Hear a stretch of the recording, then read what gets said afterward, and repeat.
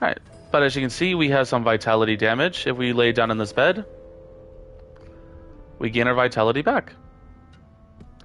Alright, and you may recall that I picked up that candle earlier. This is why it's good to have a candle or some sort of fire source in your inventory. So if I throw it over here, kaboom! And we're going to take that back. Of course, we could have used the candles that are on either the bedside tables or side tables, but it's always good to have one in your inventory. Not the most elegant solution, was it? Alright, and like I said, we are going to pick up anything that isn't nailed down, that is light of weight, and we're going to take it with us, because we can use it for trading. And I'm back where I started. Nowhere to go but up.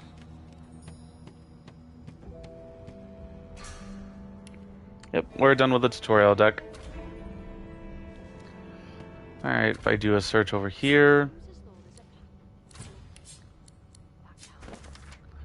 Let's see, we have a too long presumed source as a virtuous part of civil society. Yet we need to look no further into the past than the Source King's reign to understand the havoc such magics may wreak. One day, another order must follow in the Source Hunter's footsteps. Sorcerers must be muted. The new model of Source Callers provided by Vredeman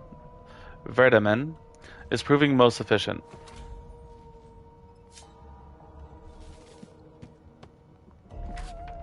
Nothing in the books. Nothing in the cabinets. I'll always take some bottles. Oh, we have two. We have two. Oh, we have four. What do we get more? You know what? Okay. So with these, we can actually combine two minor potions of healing to create a medium potion of healing. And we're going to do that again. And we can either keep these as two medium potions of healing, or we could use both of these to create a big potion of healing. I think we can even combine these to make a bigger potion of healing. Like, we can keep going for a while. Pick up that bucket. Empty bottles. We can create our own potions too. Mortar and pestle. Yep. Definitely taking that. Golden cup take. Jug take. And we don't need those candles. Oh yeah, and sometimes some of the useless items that we pick up can also be used in crafting. So we got to keep that in mind too. And I think we got everything that we need from here. Ooh. Yep. Why, you're looking a bit more chipper. Yes. Looks like that collar fits you snugly enough. Nice bit of work, even if I do say so myself. There you are. Not too tight, I hope. The collar, I mean. Oh, not to worry. Every dog has to get used to its leash. I don't like that comparison. In the meantime, your next stop will be Magister William. All passengers have to be registered in the ship's manifest, and he's the chap in charge of the logs. You'll find him on the other side of this deck, in the officers' quarters.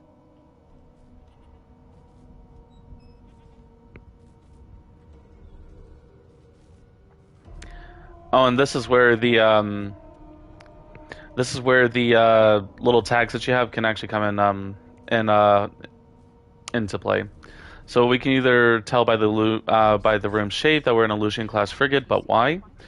Or we could be weird and say, "Long have I had dreams about a ship sailing on the river of the dead, but I'm not dead, am I?" No. You're alive, and you're having a conversation. You are on a ship, of course, but luckily for us both, we're merely sailing the plain old sea. Index fingers pressed to her lips, she pauses a moment to give you a scrutinizing gander. My word, you do seem a bit befuddled, don't you? Perhaps I was a bit too generous with that sedative.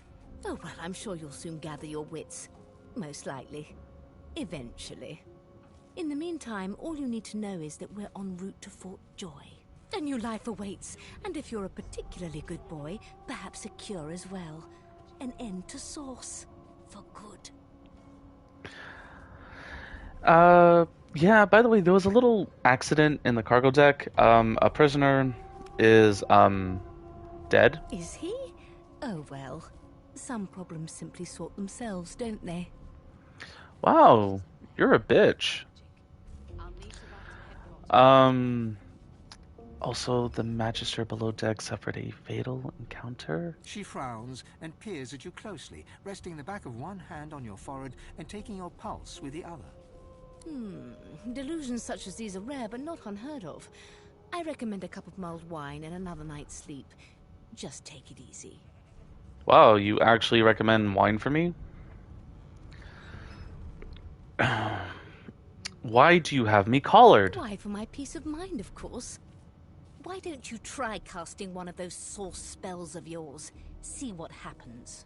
Currents of magic surge inside you, boiling, bursting, then breaking, only to fade back into your soul like rain into the earth. My, look at the concentration on your face. All will, but no result.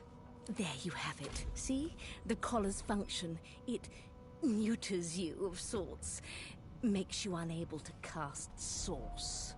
For your own peace of mind, of course. Yours and the whole world's.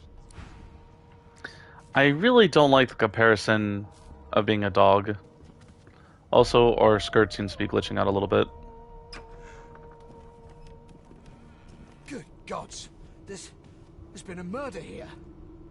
Behind the Magister, a bloodied mass lies in a heap.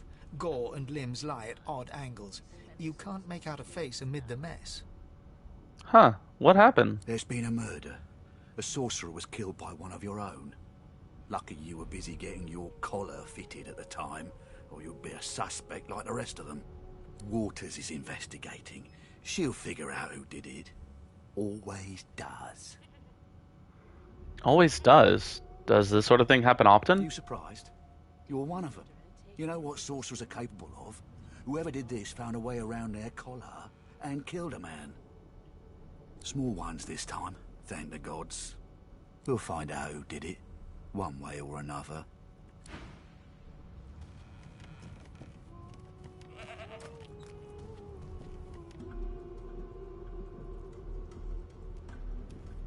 It seems as though there's a pattern in the blood flow. That can't be natural.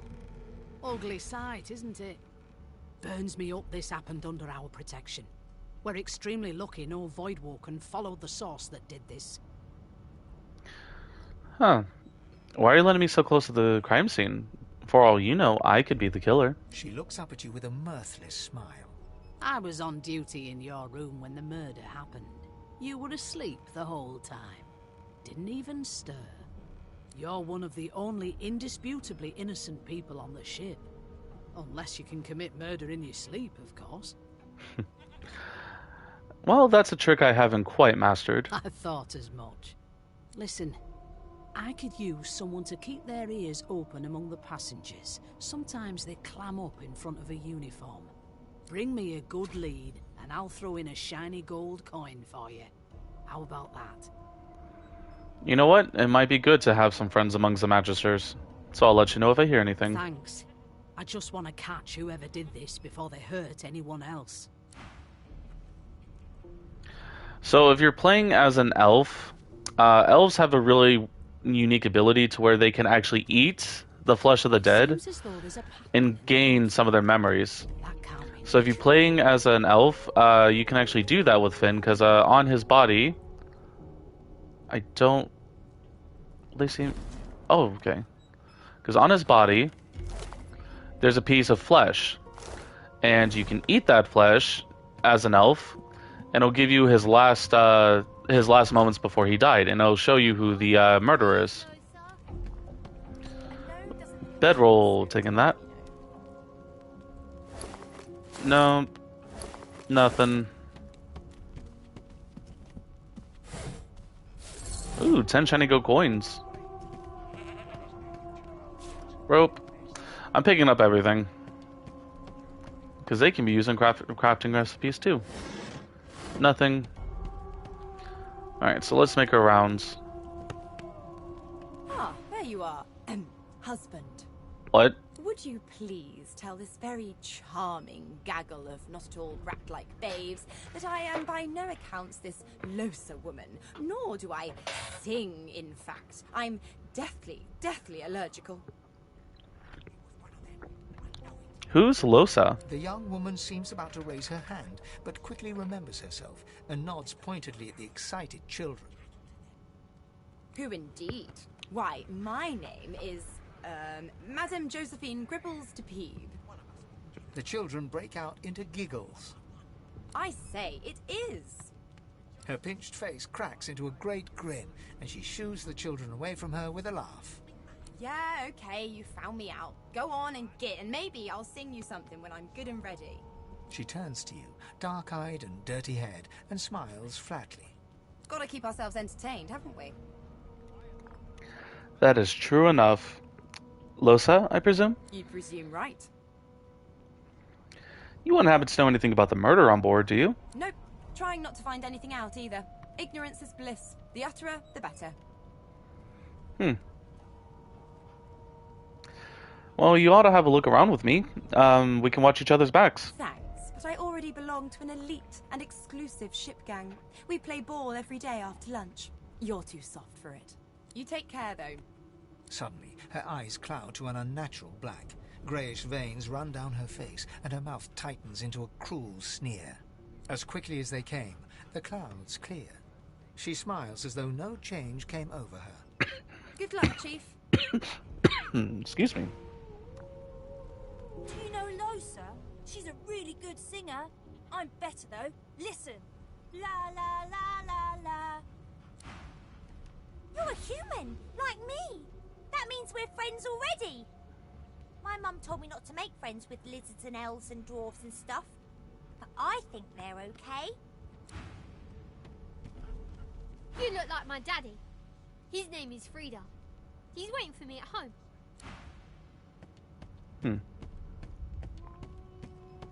It was one of them. I know it.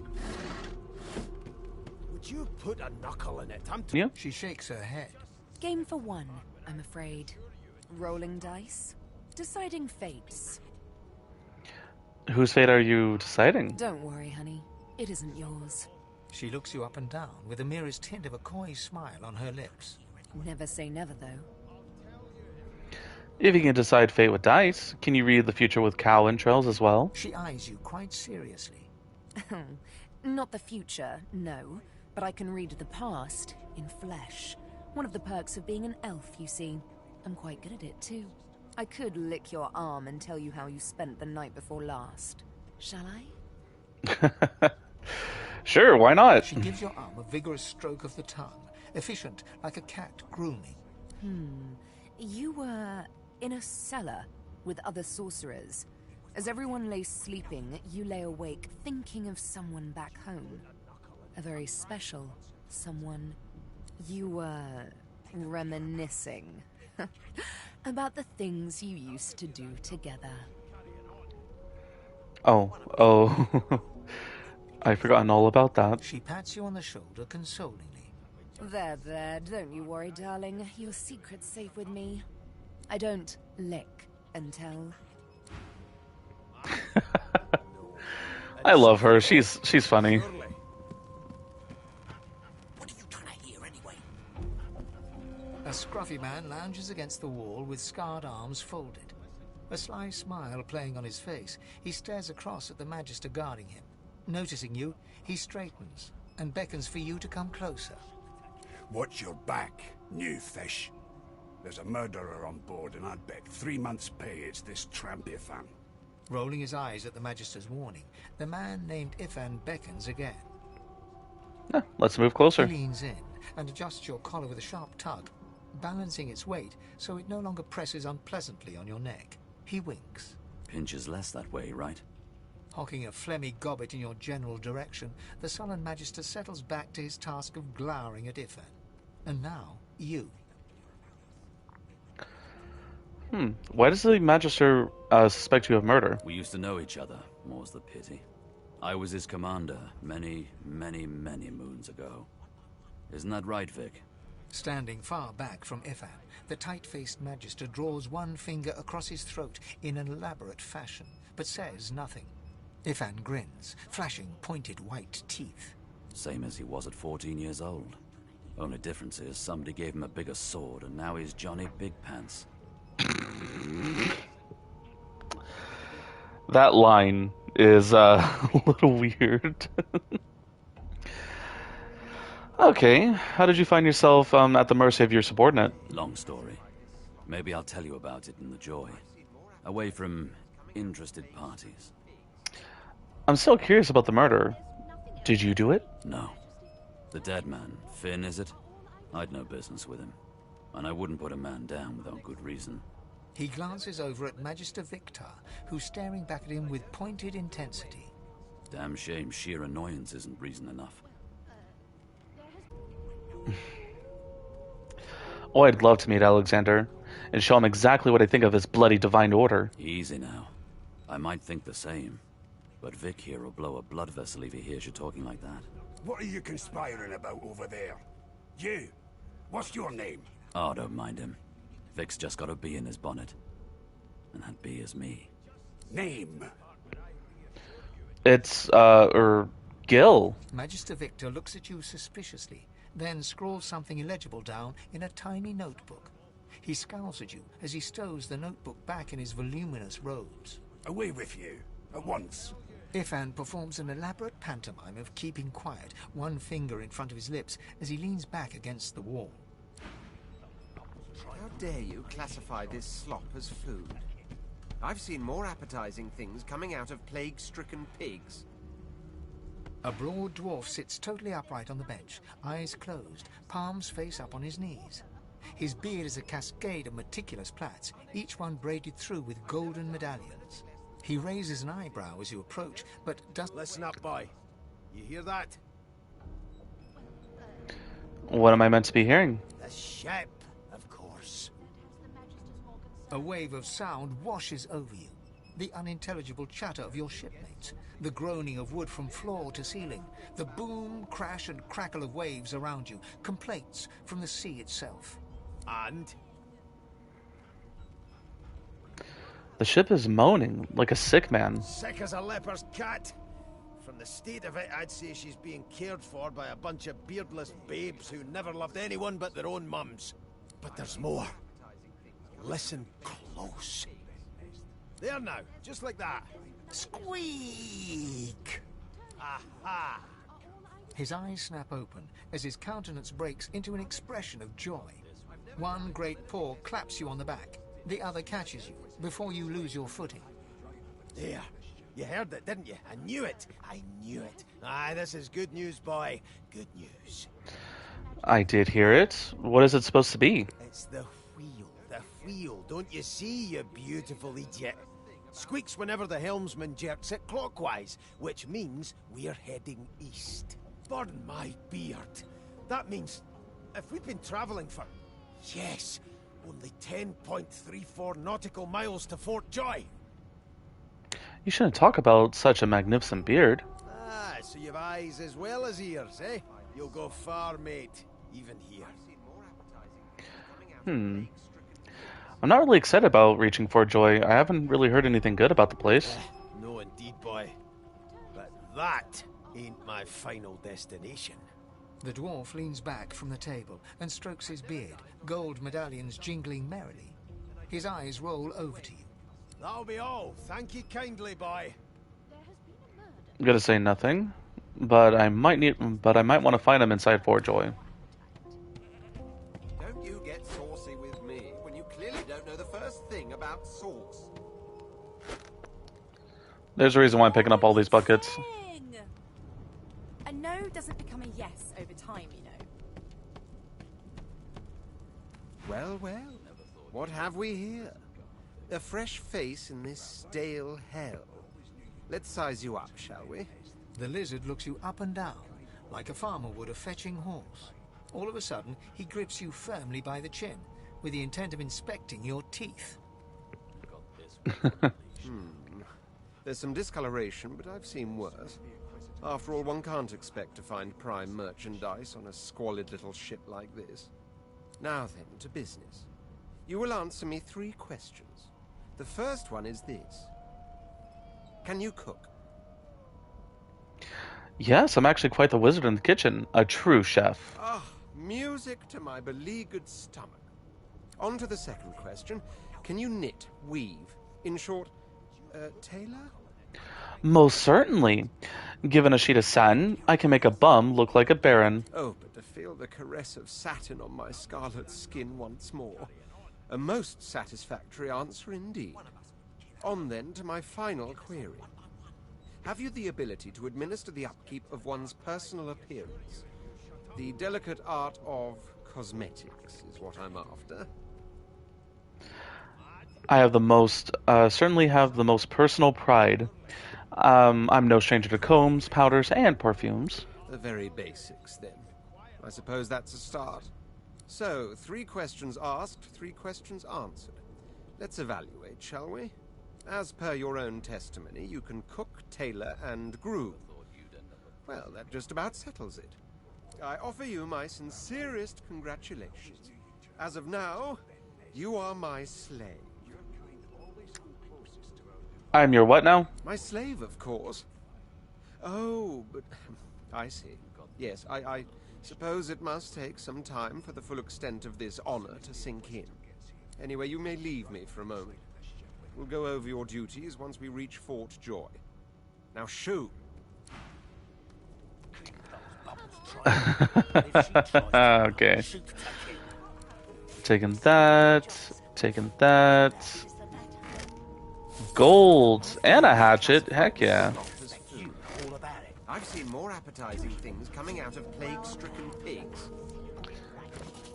And I think I can use the hatchet as my offhand. Majesty, turnips and water are all I was given. Looks like little Tommy Terra has lost his knife. On anything less than a dozen-course dinner, and I don't intend to do away with the custom. Well, there has been a murder. Name? Fox? Well, you aren't here on my list. Scram, eh? We're trying to catch a killer here. You! Sorcerer! Blood? No. Go! Oof. I know you can. And there's a... Let's see, Fane. The elf is reading a volume of Cranley Hubert's famous encyclopedia. He looks up, his big round eyes scanning your body, absorbing every detail. He reaches out and takes your hand, turning it this way and that, examining it from every angle. Finally, he pinches your skin, gently tugging at it. Fascinating. He sits back and returns to his book, flicking quickly from page to page, completely oblivious to your presence. You know what? Why not? What purpose did that serve? Was that a greeting? Was it... Oh dear. I seem to have crossed some cultural taboo. How... difficult. You have my apologies, human. Perhaps I should demand the same from those red-cloaked humans. They laid their hands on me more than once. Enough for me to listen. Okay. It's a register, sir. Good, good. Magister Williams is just about done with the last passenger. You faring okay so far? Would you be fine, collared like a dog, stuck on a ship's hold, and with a corpse and a murder on board? He tugs the collar of his uniform and chuckles.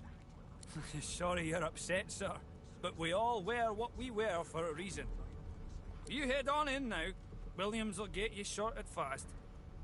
Ask what you must. I've nothing to hide. Seems to me you should be a little more... Standing at the center of the room, you spot a sorcerer haughtily eyeing a pair of nervous-looking magisters. They keep their crossbow trained upon her as she's being interrogated by an officer. So you admit it then? You murdered that poor fella? Yes, I did.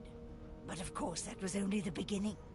She turns her head and looks you straight in the eye. There are others whose lives must end. Good God, the woman's mad. You there, sorcerer, go and fetch Magister Siwan. We need to do more than collar this maniac. We need to shackle her, hands and feet. What do you mean by there are others whose lives must end? It means your journey draws to a close.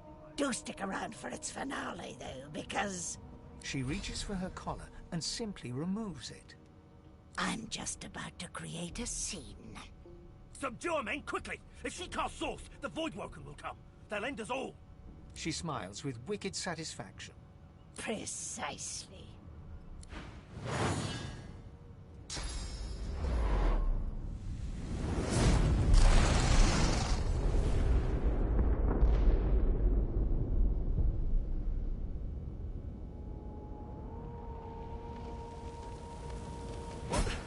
What happened? All right, and it looks like ooh, gold, tomato, and some bottles. Nothing. Did not mean to open that. Nothing. We got a busted two-hander, a shiv, and a shield. Let's see. We already got a pocket knife, and now we have a shiv. Now we're dual wielding. Actually, I'm gonna take the food because I can sell it. And all this wine. Alright. Stern. I have no idea what this key goes to, by the way. Ooh, 3 gold, nice. All the times that I play this, I have no idea where that key goes to. Alright. The young woman lies in a heap on the floor. She's breathing normally, but her eyes are wide open, like those of a corpse. Dark, greyish-black clouds swirl through them. Alright. No.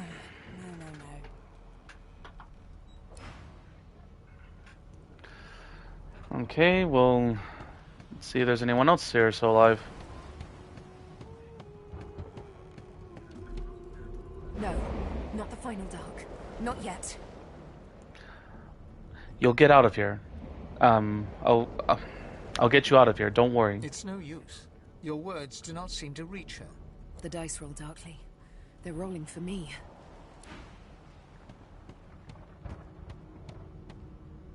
The dwarf lies in a heap on the floor, his great beard twisted and tangled around him.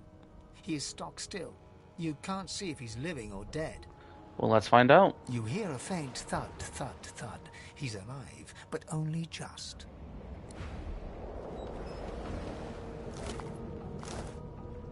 Oh! What happened? Must have been the turnips. Water? Wine, for goodness sake. Oh! The lizard's eyes close as he slips into unconsciousness.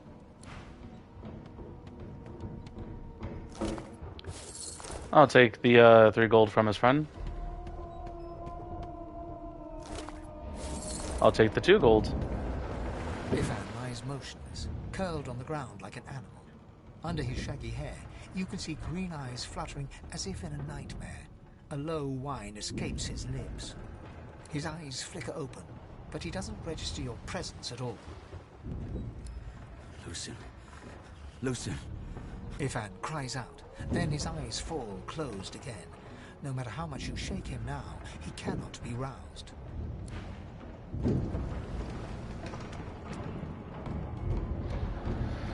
Huh. Doesn't seem like anyone's able to get up.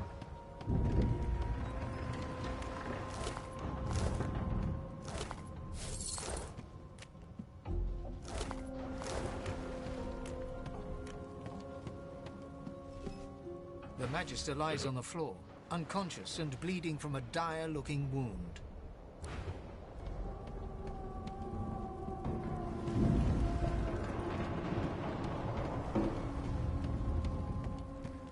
Yeah, no one's getting up, so I guess we gotta escape.